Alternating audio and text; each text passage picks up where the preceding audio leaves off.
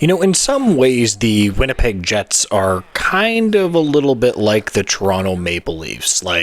In some ways, they have a very good regular season, and they tend to do well in the regular season, and they tend to stumble in the playoffs, and I do think that some of their core players really do struggle in the playoffs.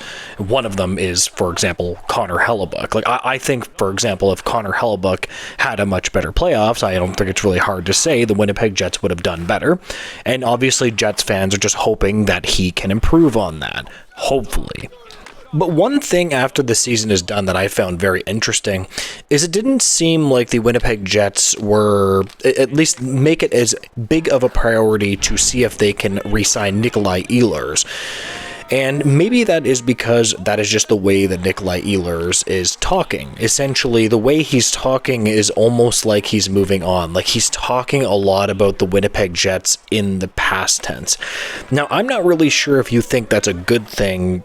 Personally, I like Ehlers, actually. I think that he's a pretty good, player. I think that it is possible that maybe he thinks he deserves more ice time, and in that way, perhaps the organization and the player have soured on each other. It could be possible. I was listening to Locked on Jets, and the podcaster there was making some fair points about that, and I never thought about that. But it seems like the Winnipeg Jets are much more interested in re-signing Kyle Connor, which makes a lot of sense. Perhaps they feel like they can replace Ehlers. I don't really know. But today we are going to be reading off an article. NHL Insider reveals Jets plans regarding Kyle Connor's contract extension. And honestly, right off of the bat, this makes a ton of sense. He is a superstar player that for whatever reason can't get on the American roster. I don't know, but whatever.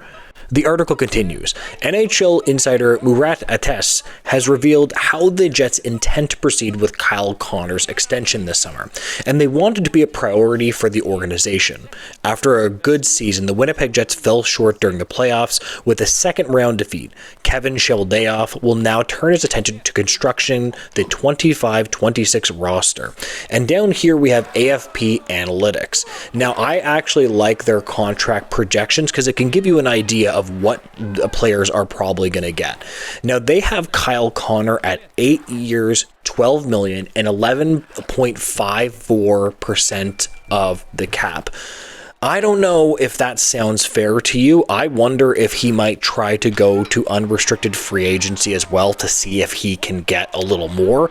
That's certainly a possibility. Now, when it comes to Nikolai Ehlers, they have him at 6 years, $8.1 million, and 8.49% of the cap. I think that he's going to get more than that. I think that if he goes to free agency, there's a lot of teams that are starved for offense, and I'm telling you right now, he is going to get paid more than that. But I'm so interested to see what Kyle Connor gets before Ehlers for sure, because I would say he's much more of a core piece to the Jets than Ehlers, although Ehlers is very good.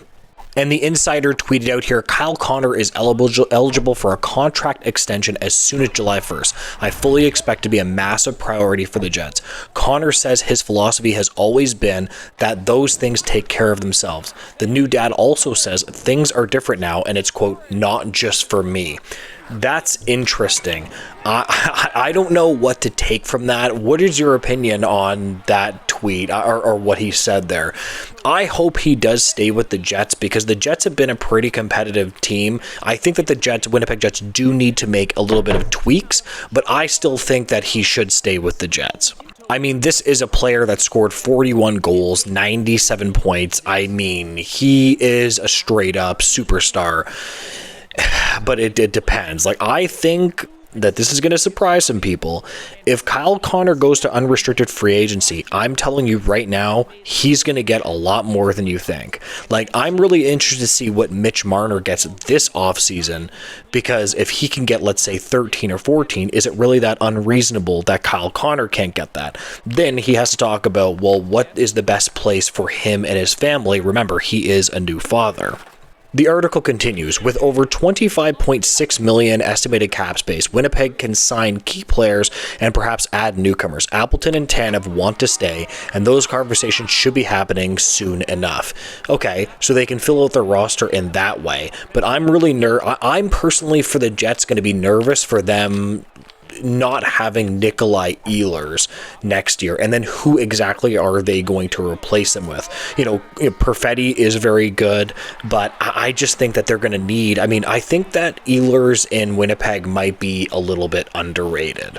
Now, one other thing that actually caught my eye from AFP Analytics is that they are saying that Dylan Samberg is going to get 5 years, $5.2 million, and 5.46% of the cap. I think that's actually very fair. I'm really interested to see what him and also Gabriel Velarde's contract, 4 years at $6.85 million. What do you think about that? To be fair, Velarde is a player that scored 61 points in about 71 games. Those are really, really, really good numbers, right? So 6.8 million might not be that bad. He's only 25 years old. I do wonder if they want to go a little bit longer term than that. Remember, this is just the contract projections. So I wonder if they want to go longer term. Now, if they go longer term, they're going to be buying up unrestricted free agent years, and then it's going to become more complex. Again, when it comes to Kyle Connor, for example, a lot of teams do try to get out ahead of the July 1st. As soon as July 1st hits, they try to get out ahead of it, and it makes honestly a lot of sense, right? Because you really don't want players like this walking for nothing. Like, for example, look at what's happening with Mitch Marner, and I look at Kyle Connor as on that level of a frontline forward. Look what's happening with Mitch Marner. They weren't able to get him signed. I think that Mitch Marner just wanted to leave in general, so there's really not much that you can do. So at least if, let's say they possibly can't figure something out with Kyle Connor, at least perhaps they could look at it like, hey, maybe we could work out a trade and then kind of go from there. But I really do like the Winnipeg Jets getting out in front of this as quickly as possible so it doesn't get away from them, if you understand what I mean. Anyways, I am going to leave this video here. If you can make sure to like, comment, and subscribe, I would greatly appreciate it, guys, and make sure to have a great day. Goodbye, guys.